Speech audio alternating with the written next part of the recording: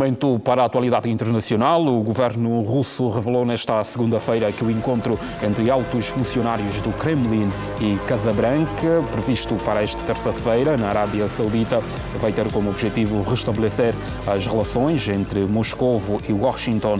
Possível negociações sobre a Ucrânia e um eventual encontro entre Trump e Putin também faz parte da agenda. O encontro visa igualmente deixar para trás um período anormal e retomar a linha de diálogo entre os dois países. Os representantes da União Europeia e da NATO, bem como os líderes de 7 países europeus, participaram esta segunda-feira em Paris, numa reunião informal convocada pelo presidente francês, Emmanuel Macron, para discutir um plano de ação para o futuro da Ucrânia. A reunião acontece um dia antes de um encontro entre altos funcionários norte-americanos e russos na Arábia Saudita. A reunião abordou as capacidades de defesa que a Europa poderá fornecer à Ucrânia, incluindo um plano para que a Ucrânia se torne membro autónomo ou automático da NATO, no caso de uma clara violação do cessar-fogo pela Rússia. O secretário de Estado norte-americano, Marco Rubio, iniciou a sua primeira visita ao Médio Oriente desde que se tornou o chefe da diplomacia dos Estados Unidos da América, com uma visita a Israel.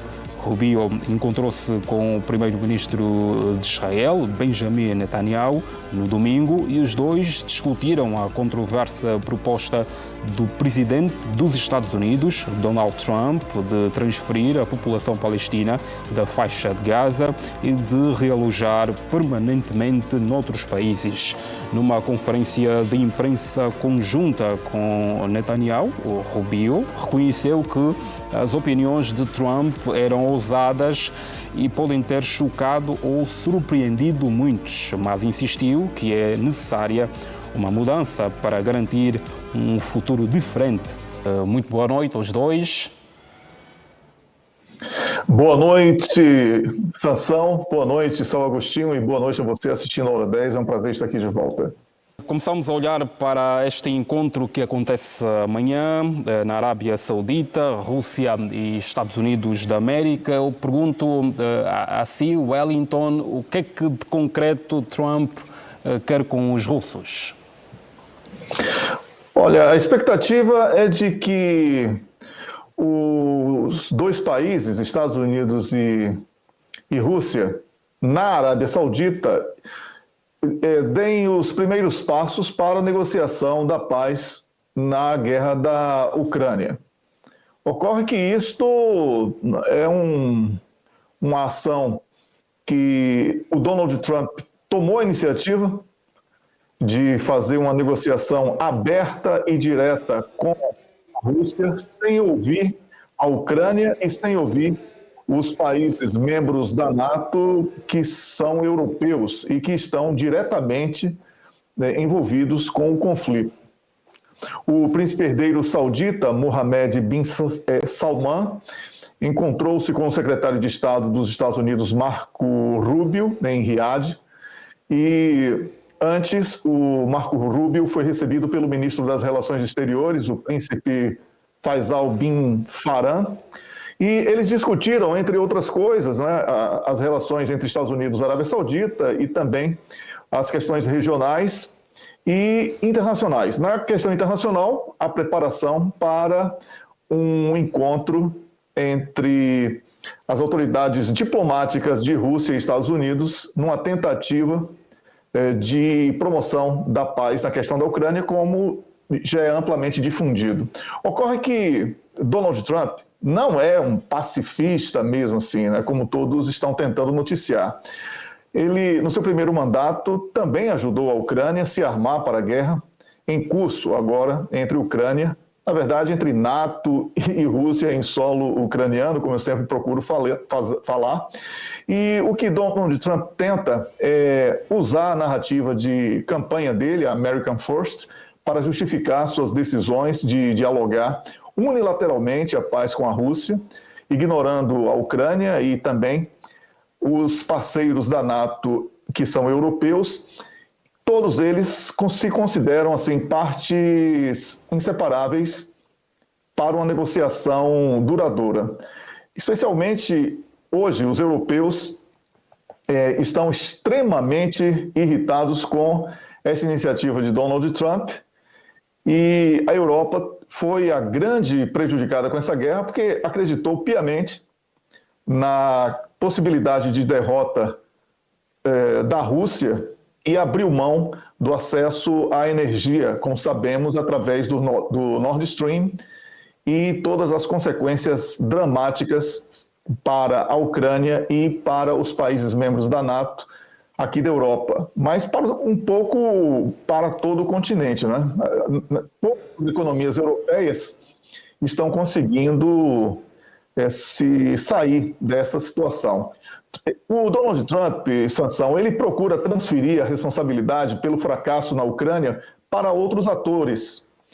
Mas existem vários fatores que dificultam essa estratégia de Donald Trump, porque a responsabilidade histórica dos Estados Unidos, que tem sido um dos principais apoiadores da Ucrânia desde o início do conflito, fornecendo assistência militar, econômica e diplomática, o Donald Trump promete cortar isso. Na verdade, ele cortou por 100 dias.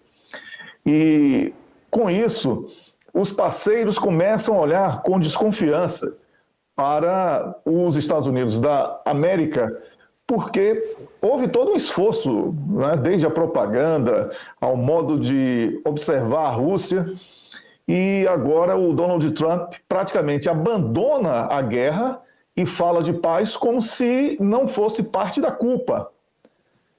Agora, existe um pensamento que daqui a pouquinho vamos comentar, quando formos falar especificamente sobre a Europa, que é estranho, porque o europeu, membro da NATO, insiste em dizer que a Rússia vai invadir a Europa, inclusive agora abandonaram a inteligência do Reino Unido, né, porque ela já não tem credibilidade alguma, agora estão dizendo que é a inteligência da Dinamarca, que tem provas contundentes de que a Rússia irá atacar algum país membro da NATO. Assim, uma fantasia que é alimentada, porque virou um grande negócio essa guerra, virou um grande negócio para transferência de armas, para golpes em diferentes partes do planeta, virou uma excelente oportunidade de lavagem de dinheiro, e muitos líderes europeus não querem perder a oportunidade de se utilizar de uma guerra para justificar a saída de dinheiro que ninguém vê, de armas que ninguém sabe como são entregues ou a quem são entregues. Então, muitos europeus foram surpreendidos com a iniciativa de Donald Trump, mas temem perder o grande negócio que é essa guerra na Ucrânia. A expectativa é de que a abertura do diálogo entre Rússia e Estados Unidos na Arábia Saudita possa, sim, consolidar a paz, porque sem o apoio dos Estados Unidos, dificilmente Ucrânia e países europeus terão condição de prosseguir com esta guerra. Ainda em relação a este assunto, o Wellington, há jornais que escrevem que, além desta questão do conflito na Ucrânia, há aqui também uma cogitação de que, muito provavelmente, este restabelecimento de relações entre Estados Unidos e Rússia, Trump quer com isto fazer um corte ou desligar a Rússia dos chineses, tendo em conta aqui a grande parceria que a Rússia vai construindo com a China. O que é que acha desta visão? Essa visão ela faz sentido, sim, porque é a estratégia dos Estados Unidos da América tentar recuperar o seu erro histórico de permitir uma união entre Rússia e China, mas não vai conseguir. Não vai conseguir porque a confiança entre russos e norte-americanos foi quebrada. Não é possível estabelecer uma relação sadia com os Estados Unidos, porque ela ficou personificada. Hoje o acordo pode ser bom com Donald Trump e amanhã pode ser ruim com o próximo presidente. Os Estados Unidos não têm projeto de Estado, têm projetos apenas de governo. E isso faz com que países que pensam nos prazos médio e longo, como China e Rússia, tenham percebido este grande problema nas relações internacionais com os Estados Unidos da América e buscaram fortalecer as relações entre eles, né, e através também do bloco BRICS, que o Donald Trump chegou a dizer na semana passada que o bloco BRICS acabou, mas, na verdade, o Donald Trump tenta ter China e Rússia como parceiros, ainda que, na segunda estratégia, ele tente afastar a Rússia da China, porque o grande hábito do escorpião, né, é picar, e os Estados Unidos sempre traem. Então, ele pensa em ter um acordo com China e Rússia, mas pensando na briga de China e Rússia, e não na paz entre os Estados Unidos, China e Rússia. Por isso eu vejo essa visão como plausível. Mas o que tem sido discutido mesmo aqui na Europa sobre isto, Sansão, é que as críticas são duras ao possível acordo, como eu falei há pouco, que passa a ser percebido como uma concessão excessiva à Rússia. Mas os europeus perdem de vista que, no caso específico da Ucrânia, os acordos têm que ser nos moldes de quem ganha, de quem vence a guerra. Quem venceu a guerra foi a Rússia.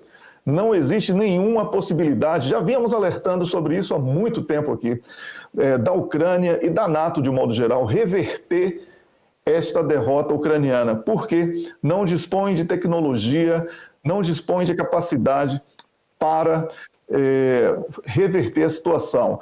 A última operação que foi propalada na imprensa aqui da Europa e do mundo todo como um grande feito foi a Operação de Kursk, lá na Rússia, e hoje sabemos que é mais uma derrota retumbante da Ucrânia e dos ocidentais, mesmo com todas as armas, todos os meios que tentaram disponibilizar. A questão é que a NATO não se preparou e, para além disso, subestimou a capacidade ucraniana. Não vamos esquecer que há pouco menos de 3 anos, a imprensa que hoje apresenta especialistas em tudo sobre guerra, foi a mesma imprensa que disse que a Rússia fabricava armas com chips de enceradeira e máquinas de lavar. Então, são os melhores chips de enceradeira e máquinas de lavar do planeta, porque derrotaram a NATO com todo o orçamento que dispõe. Isso aí é desespero puro, como eu falei há pouco. Essa guerra virou um grande negócio e já existem armas que supostamente teriam sido doadas para a Ucrânia na Colômbia, no Equador, em alguns países africanos. Isso significa que até mesmo as armas que poderiam chegar para a Ucrânia viraram um grande mercado obscuro de comercialização de armas. Isso sem falar do dinheiro e com preferência para o dinheiro em espécie, para não deixar rastros. Então, é tudo vergonhoso o que estamos vivendo. Enquanto isso, mais de 1 milhão de ucranianos morreram, de acordo com os recentes números levantados por organismos independentes, e o número de pessoas incapacitadas por causa da guerra ultrapassa 3 milhões. Então, tudo muito dramático para tantos líderes políticos frágeis e egoístas que temos aqui no velho continente. Seguimos para o segundo tema, já olhando para esta reunião que aconteceu nesta segunda-feira em Paris. Os líderes europeus estiveram reunidos para olhar para esta visão dos Estados Unidos em relação ao conflito ou à guerra na Ucrânia. Wellington, que leitura se pode fazer deste encontro que aconteceu hoje em Paris? Bem, eu cheguei a introduzir o tema, né, quando você me perguntou sobre a questão da China e Rússia como estratégia dos Estados Unidos da América, porque é o grande tema aqui na imprensa europeia hoje.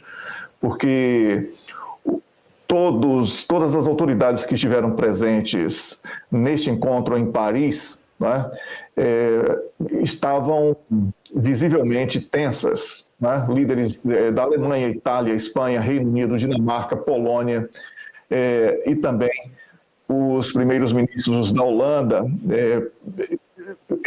o primeiro-ministro da Holanda, perdão, participaram de uma reunião informal, né? Eles fizeram questão de noticiar como reunião informal, para além de Ursula von der Leyen, Antônio Costa e Mark Rutte, que é o atual secretário-geral da NATO. Nós vemos que existe um sentimento de traição, né, por parte dos europeus, porque se sentem completamente abandonados pelos Estados Unidos nessa iniciativa do Donald Trump de negociar diretamente com Vladimir Putin. E, para além disso, o Marco Rubio tem sido bastante crítico em relação à postura europeia nesta guerra.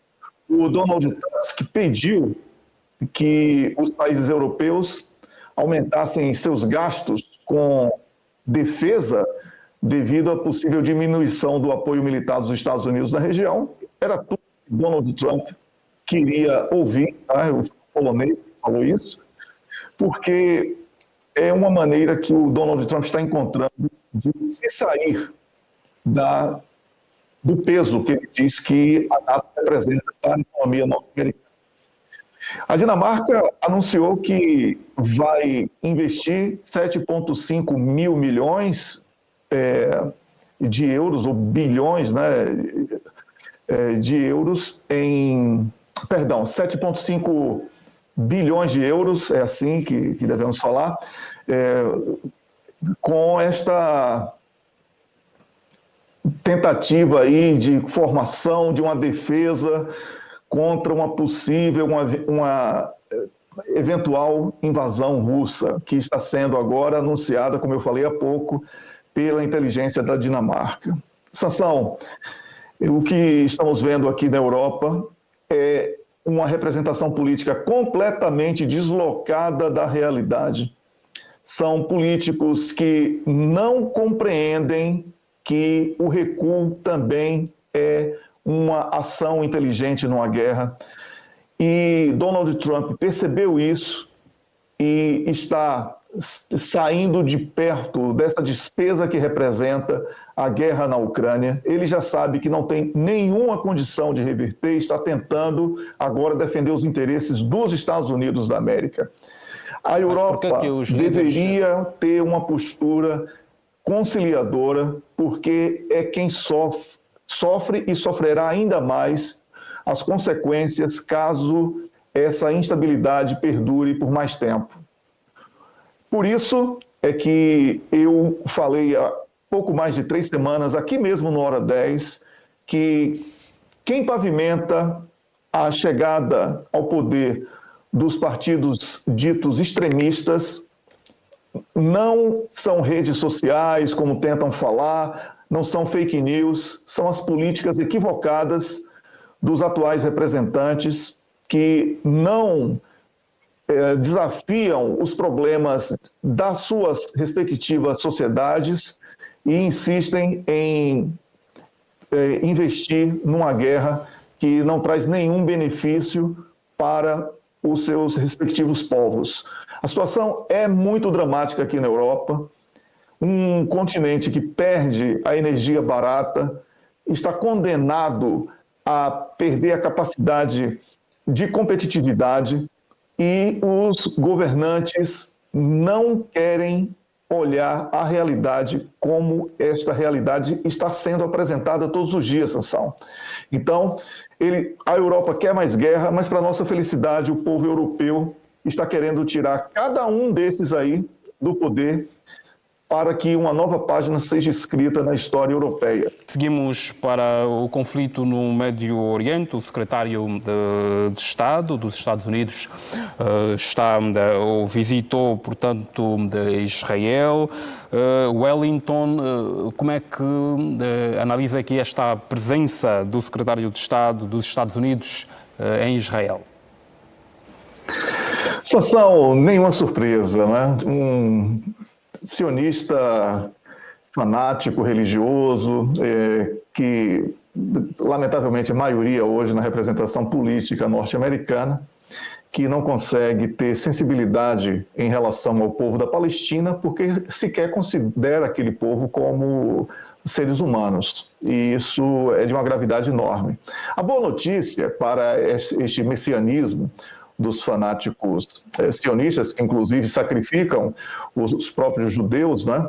Assim como fizeram na Segunda Guerra Mundial, é que o mundo não aderiu a esta agenda de expulsão, de limpeza étnica que é pretendida, expulsando o povo da faixa de Gaza para Egito e Jordânia. O Benjamin Netanyahu, fazendo eco a esta insanidade, chegou a dizer que os países árabes também deveriam receber os povos dali da Palestina. O que nós estamos vendo é um Israel acuado, porque toda a região está de sobreaviso, porque se esse cessar-fogo for suspenso, nós teremos uma situação extremamente preocupante.